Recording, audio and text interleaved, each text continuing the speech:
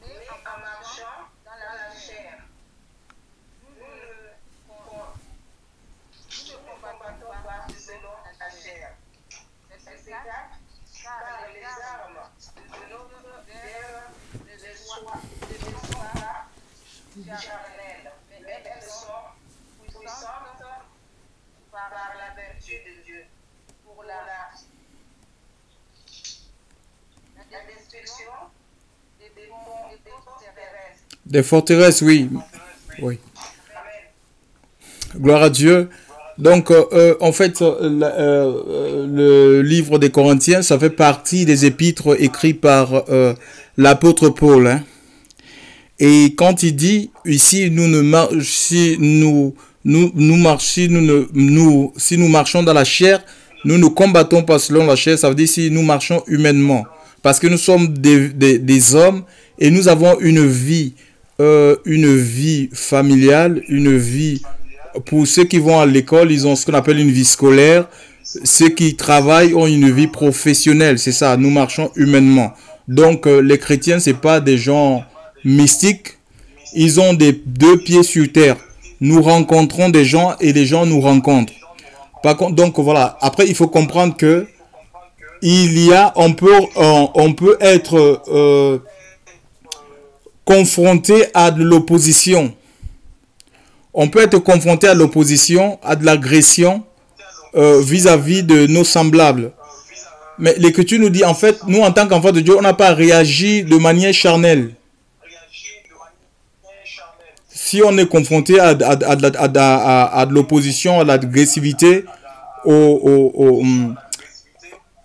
incompréhensions, on n'a pas à réagir dans la chair, on n'a pas à réagir avec l'intelligence humaine. C'est ça quand on dit nous marchons selon la chair, mais nous n'avons pas à réagir charnellement comme les gens du monde, œil pour œil, dent pour dent, ou essayer de régler les problèmes par nous-mêmes, par nos propres moyens. Non. Je vais vous prier de fermer les micros, s'il vous plaît. L'apôtre Paul parle des armes avec lesquelles nous combattons, chers frères et sœurs. Il est question des armes. Et l'apôtre va décrire ces armes dans Éphésiens 6. Vous les connaissez tous. Et dans Éphésiens 6, 10, il est dit fortifiez-vous, au reste, fortifiez-vous dans le Seigneur et dans la puissance de sa force. Au reste, fortifiez-vous. C'est comme s'il y avait eu quelque chose qui se passait en fait. Au reste, ça veut dire que dans une multitude, il y a eu un reste. Ça veut dire que certains se sont, à un moment donné, peut-être par rapport à des situations qu'ils ont rencontrées, ils se sont détachés de Dieu en fait, quoi. Ils ont été vaincus en fait par l'ennemi. Et l'apôtre va fortifier, n'est-ce pas, les autres chrétiens, ces chrétiens de la ville d'Éphèse, qui passaient sûrement par des situations, par des tribulations, les persécutions. Il va les dire, fortifiez-vous dans le Seigneur et dans la puissance de sa force. Donc il n'y a pas de force en dehors de Christ. Et pour être fort, il faut être attaché au Seigneur. Il faut être fondé en lui. C'est-à-dire ta foi doit reposer sur le Christ. Vous pouvez marcher à côté de l'homme le plus loin du monde. Hein? Et être faible. Parce que vous n'êtes pas attaché à Christ. Vous êtes attaché à l'homme ou à une structure quelconque. À une structure.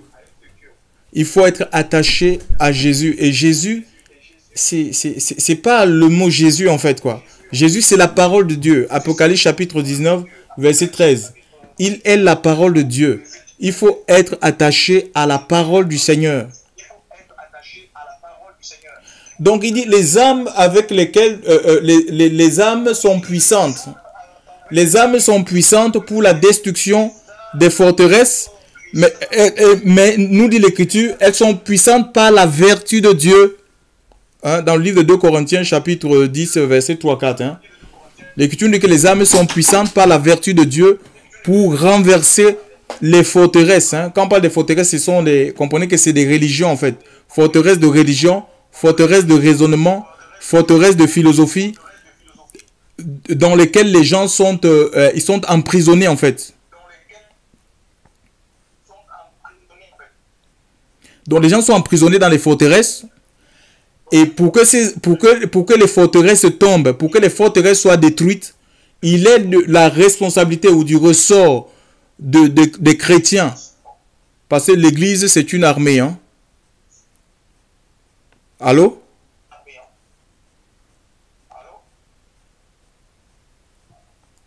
L'Église, c'est une armée. Oui, voilà, l'Église, c'est une armée. Donc, il est notre ressort, chers frères et sœurs, de...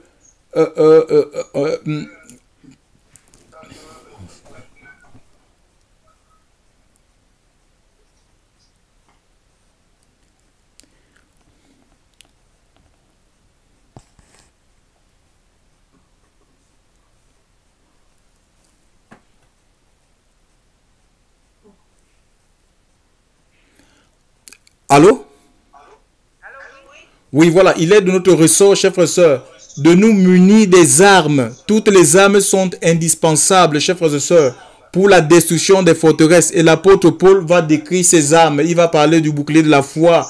Il va parler de la cuirasse, de la justice. Il va parler de la ceinture de la vérité. Il va parler du casque du salut. Il va parler des chaussures, hein, donc les chaussures parlant du zèle, hein, le zèle, la lance de l'évangile. Il va aussi parler de l'épée de l'esprit, chers frères et sœurs. Alléluia. Donc en fait, mais ces âmes ne peuvent être efficaces si il y a la vertu, chers frères et sœurs. Si on met de côté la vertu, si on met de côté la vertu, ben en fait ces âmes seront inefficaces et notre témoignage sera sans force, en fait, quoi. La vertu, c'est quoi? C'est une disposition, chers frères et sœurs, constante qui porte à faire du bien, hein, et à refuser, à éviter à tout prix le mal.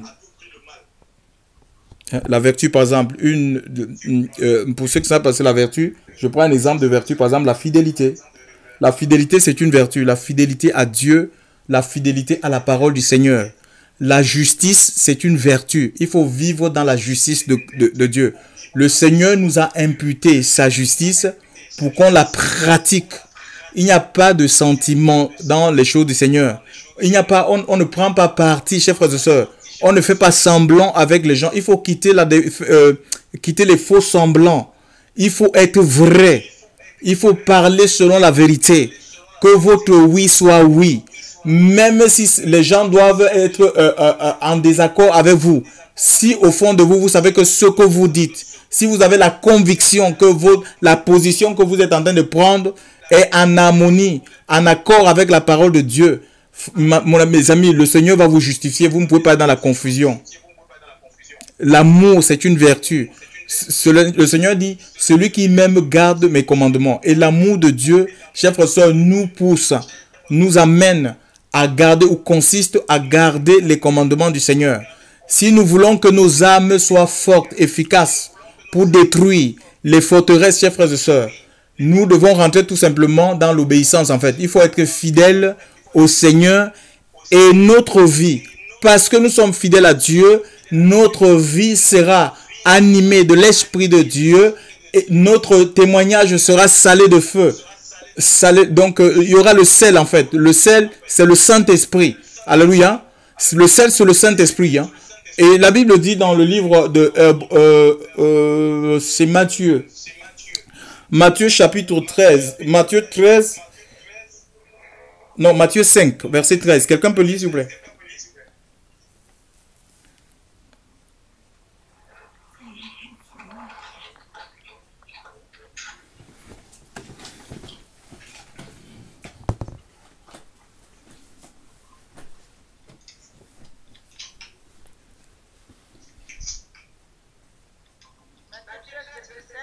Matthieu 5, verset 13. Autant pour moi.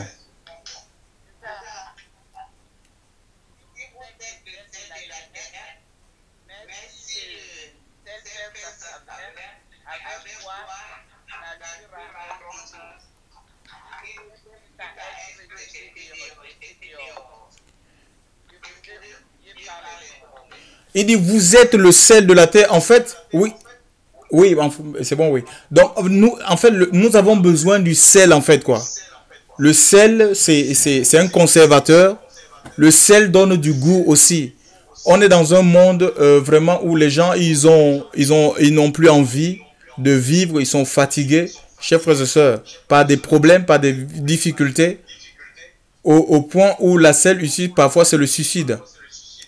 Mais nous, en tant que sel, nous sommes appelés à assaisonner, chers frères et sœurs.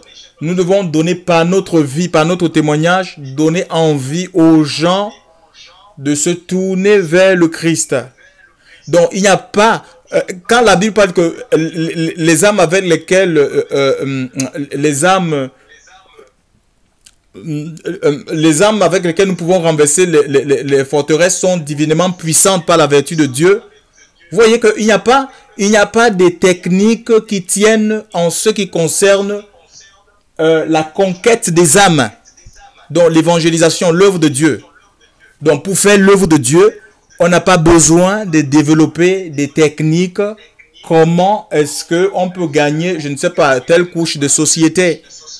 Nous, on n'a pas vu l'apôtre Pierre à rentrer dans une école où Jésus donnait des recettes pour dire, voilà, pour gagner les bouddhistes, surtout, il ne faut pas les parler de la réincarnation. Parce que si vous touchez la réincarnation, ben là, ils vont se braquer. Non. Chers frères et sœurs, on n'apprend pas les techniques aux gens. Je suis désolé de le dire, c'est comme ça, c'est la Bible. Nous devons être bibliques.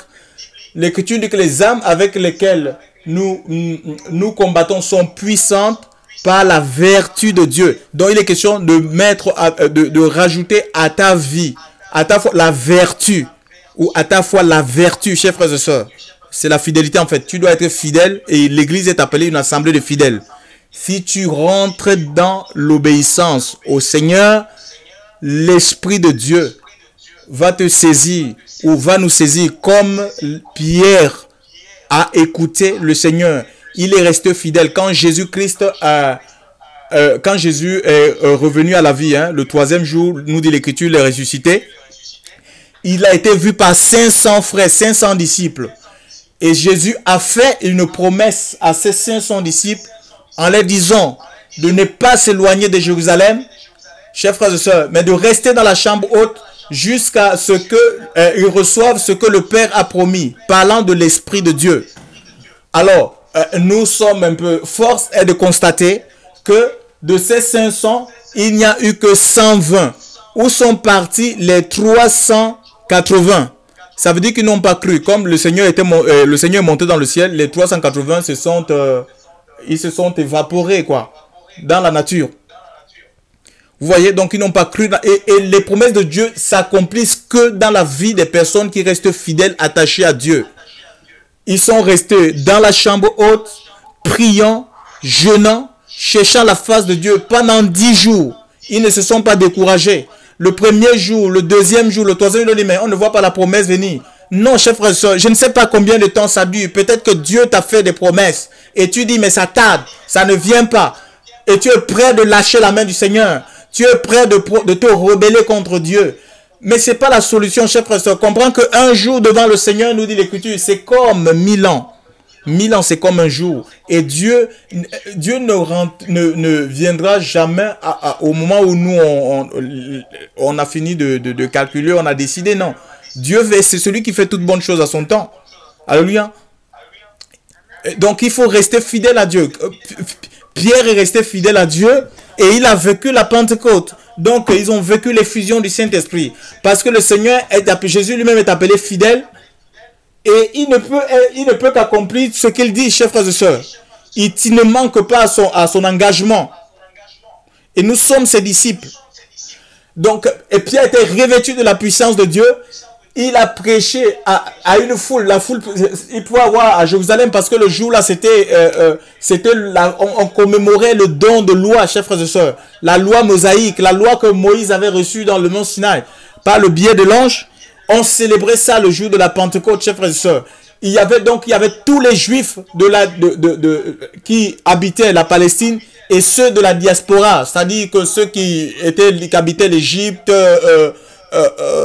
Rome, la Turquie, tous les Juifs du monde entier étaient à Jérusalem parce que cette fête-là, la fête du don de loi qui commémorait le don de loi, c'était une fête de pèlerinage. Donc, et là, Pierre a prêché. Et pourtant, Pierre, c'était quelqu'un qui était... il était timide, vous savez, à 3 reprises, il a régné le Seigneur. Et c'est pas évident, pourquoi? Parce qu'il n'était pas revêtu, de toute façon. Si on n'est pas revêtu la puissance de Dieu, on va régner Christ. On peut le régner de différentes manières. Hein. C'est pas forcément dire, oh ben, je connais pas le Seigneur. Même par les choix que nous faisons, chers frères et sœurs. Quand nous allons pécher, nous apprenons la voie du péché, nous régnons le Seigneur. Et Pierre, revêtu de la puissance de Dieu, nous voyons qu'il a eu ce courage-là de s'élever. Et pourtant, c'était un illettré. C'était un pêcheur, hein, un pêcheur dans le lac de Galilée. C'était un pêcheur, chef de formation. Et l'Esprit de Dieu va le saisir et il va prêcher. Il a prêché la repentance le jour de la Pentecôte et 3000 personnes se sont données à Christ. Il n'était pas enfermé dans les techniques. Vous savez, parfois, nous, on développe des techniques et puis on s'enferme. On oublie qu'en fait, c'est l'œuvre de Dieu. Et quand nous lisons même la vie de Jésus,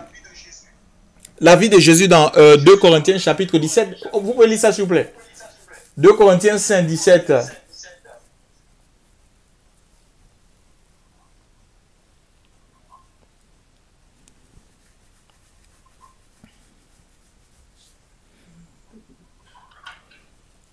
Ouais, 2 Corinthiens 5, 17.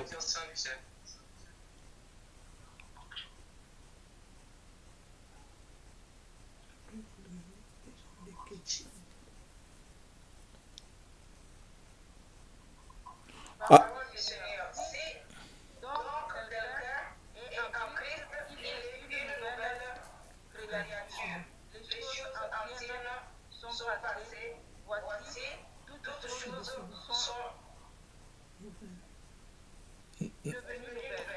Oui, continue ma soeur.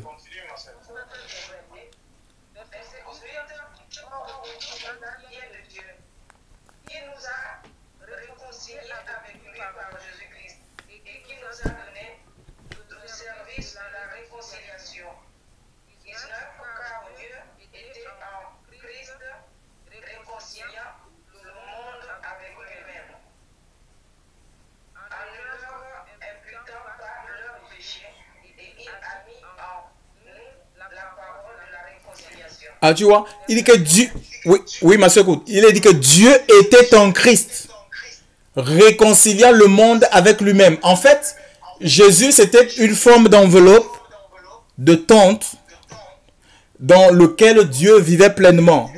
Donc, ça confirme ce que Paul dit dans le livre de Colossiens 2:8, que toute la plénitude de Dieu habitait en Christ sous la forme corporelle.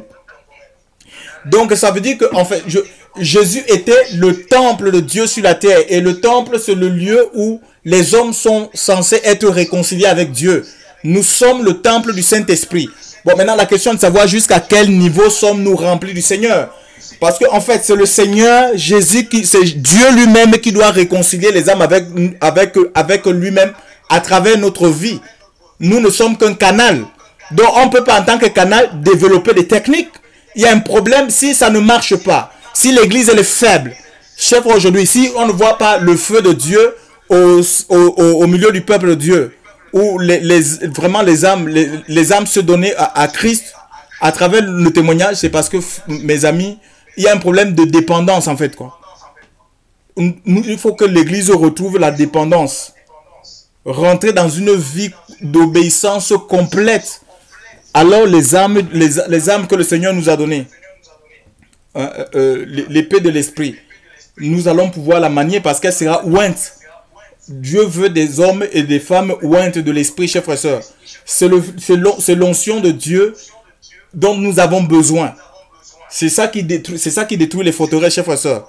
C'est l'onction qui brise les jougs de religion, de servitude, de maladie, d'oppression dans les vies. C'est pas nous. Donc on n'a pas à développer des techniques. On doit tout simplement être comme des vases, chers frères et sœurs, hein, pour contenir la présence de Dieu. Et c'est Dieu en nous qui va œuvrer, qui va parler aux gens, qui va parler à notre entourage. Imaginez un peu quelqu'un qui veut, il nous arrive de faire les témoignages, l'évangélisation. Imaginez, j'ai un petit carnet où j'ai dit, bon voilà, si je rencontre un catholique, il faut que je lui dise ça, je lui dise ça, je lui dise ça. J'ai vraiment toute une recette bien faite. Et puis, peut-être aussi, peut-être si c'est un musulman, il faut que je vienne de lui dire ceci. Il faut que je dise ça, je dise ça, je dis ça. Mais frère, le Seigneur n'a jamais procédé de cette manière. Quand nous voyons à différents endroits, hein, par exemple, la femme je prends l'exemple de la femme samaritaine dans le livre de Jean 4. Le Seigneur va révéler cette femme sa vie, il va lui dire, il n'a pas dit à cette femme, eh ben voilà, vous regardez, vous êtes des Samaritaines, vous êtes des idolâtres, vous adorez le soleil, non, il ne lui a pas parlé de tout ça. Il lui a dit que voilà, tu as cinq maris et celui avec qui tu es n'est pas ton mari. Parole de connaissance. Donc en fait, le Seigneur peut, devant des personnes, hein, il peut y avoir des gens au devant de toi. Le Seigneur sait que si tu vas sur le terrain, je ne sais pas, de la religion, essayer de vouloir expliquer à la personne des choses par rapport à son appartenance religieuse, ça ne marchera pas. Dieu sait que peut-être cette personne qui est en face de toi, il est atteint d'un cancer, mais ce n'est pas visible. L'Esprit de Dieu en toi, parce que tu dépends de Dieu, parce que tu es en accord avec le Seigneur, il va extérioriser ce mal, il va te le montrer. Pour que tu lui parles de ça, mais la personne sera touchée, il va dire, mais comment cette personne ne me connaît pas? Comment il connaît que je suis atteint d'un cancer? Comment il sait que j'ai tel problème dans ma vie? Chers frères et sœurs, nous devons retourner aux Écritures. Mettons nos techniques là de côté. Le Seigneur veut nos cœurs. Et mes amis, vraiment, ce n'est pas un jeu. Hein? C'est une guerre. Et si nous voulons être efficaces, nous devons nous positionner pour le Seigneur. Si nous voulons que Dieu se serve de nous dans la puissance de son esprit, si nous voulons que Dieu se serve de nous dans l'onction, chers frères et sœurs, tu dois prendre position pour le Seigneur. Tu dois décider de dire, je vis pour Dieu, j'arrête de vivre pour les hommes. J'arrête de vouloir plaire à tout le monde. Je veux plaire à mon Dieu. Même si je suis rejeté, même si je suis incompris, même si je suis considéré comme un fou, ce n'est pas un problème. Je veux rentrer dans mon établissement. Je veux rentrer dans les œuvres qui sont faites en Dieu, les œuvres que le Seigneur a préparées d'avance pour que je puisse les pratiquer. Puisqu'il dit dans sa parole que celui qui croit en moi fera les mêmes œuvres que j'ai faites, il en fera de plus grandes. Mais ces œuvres ne peuvent être faites que par le Saint-Esprit. Il faut composer avec l'Esprit de Dieu. Et l'Esprit de Dieu, c'est l'Esprit de sainteté. Il nous faut rentrer dans une vie d'obéissance. C'est ça, c'est pourquoi l'apôtre dit que les armes avec lesquelles nous combattons ne sont pas charnelles, elles sont puissantes par la vertu de Dieu. Par la vertu de Dieu. La vertu, c'est la fidélité. C'est la justice. C'est l'amour. Il faut ces choses en nous. Ce sont les ingrédients qu'il nous faut avoir dans notre vie. Alors, nos paroles seront salées de feu. Elles vont toucher. C'est le Saint-Esprit qui va convaincre. C'est l'Esprit qui convainc de péché. Ce n'est pas nous. Mettons nos techniques de côté. Alors, mais il y a des gens, des gens qui sont des chrétiens, des enfants de Dieu. Ils passent leur temps à lire, par exemple, le Coran. Je ne sais pas ce qu'ils cherchent dans le Coran. Vous savez, il y a les livres que vous voyez, les différents livres, hein, que ce soit le Coran ou certains livres. Il y a des gens, par exemple, pour gagner un franc-maçon, il va essayer de chercher les livres maçonniques. Mais ils oublient une chose, ces livres-là sont imprégnés, ils ont des énergies. Chers frères et sœurs, le Seigneur nous a jamais dit d'aller lire, on n'a jamais vu des gens aller lire les documents, je ne sais pas, les livres des philosophies, des philosophies étrangères pour gagner des personnes. Chef, au lieu de s'approcher, la Bible dit que ce livre de la loi ne s'éloigne pas de ta bouche. Le temps que tu penses à lire le Coran, tu devrais plutôt lire la Bible. Parce que le Coran va t'éloigner de Dieu. C'est la Bible qui nous rapproche du Seigneur. Hein? Que ce livre de la loi ne t'éloigne pas de ta bouche, mais dis-le jour et nuit. Qu'est-ce que tu cherches dans le Coran? Qu'est-ce que tu cherches dans le... comment ça s'appelle les livres ésotériques, mystiques. C'est le Saint-Esprit qui convainc de péché, de juger, de jugement. Chers frères et sœurs, nous avons besoin de l'Esprit. C'est l'Esprit qui fait l'œuvre. C'est l'Esprit qui touche les cœurs. C'est l'esprit qui guérit. C'est l'esprit qui console. Chers frères et sœurs dans le Seigneur, et c'est l'Esprit de Dieu qui annule le pouvoir et la puissance du péché dans notre vie. Nous n'avons pas besoin de développer des techniques. Rentrer dans l'obéissance. Alors nos âmes seront efficaces. Nos âmes seront ointes de l'Esprit. Rentrons dans l'obéissance, mes amis. Nous serons une église en feu. Et Dieu veut une église en feu, une église forte. Hein? Une église qui est debout. Pas une église qui tangue. Hein? Non, une église debout, chers frères et sœurs dans le Seigneur. Alléluia. Parce que nous sommes une armée. Donc, tout est accompli. Dieu nous a outillé l'église. Nous sommes outillés, chers frères et sœurs. Nous avons tous les âmes. Notre Maître Jésus a utilisé cette arme dans le désert alors qu'il était tenté. Satan est venu le tenter. Il a pris l'épée de l'esprit, chers frères et sœurs. Il n'a pas résisté à Satan par la puissance du Saint-Esprit, mais c'était par l'épée de l'esprit. Il a utilisé l'épée de l'esprit. Il est écrit. Chers frères et sœurs, jusqu'à ce que le diable est parti. Combien de temps nous prenons pour méditer la parole? Les chrétiens lisent tout, jusque dans la pornographie. Mais ça ne sait pourquoi ça ne marche pas, chers frères et sœurs. C'est pourquoi nos vies sont faibles. Hein? Dieu veut une église forte. Nous devons nous approcher de Dieu. Chacun doit faire des examens de conscience, chers frères et sœurs. Ce n'est pas un problème. Ne rentre pas dans les sentiments. Tu vas recevoir la grâce de Dieu en vain. Tu dois grandir. L'homme spirituel doit grandir en nous, au point de parler à travers notre vie. Nous avons lu que Dieu était en Christ et réconciliant le monde avec lui-même. L'homme spirituel doit grandir. Alléluia. Et pour cela, il faut qu'on se repente, qu'on rentre dans une vie de repentance. C'est une tristesse selon Dieu qui doit prendre tous les parties de notre vie, chers frères et sœurs. Dieu veut gagner nos pieds. Il veut gagner nos mains. Il veut gagner notre bouche. Il veut gagner nos cœurs. Il veut gagner nos oreilles. Chers frères et sœurs, il y a des gens qui ont l'esprit. Parfois, ça me fait trop mal. Il y a des gens qui ont l'esprit en eux. Mais l'esprit de Dieu est étouffé.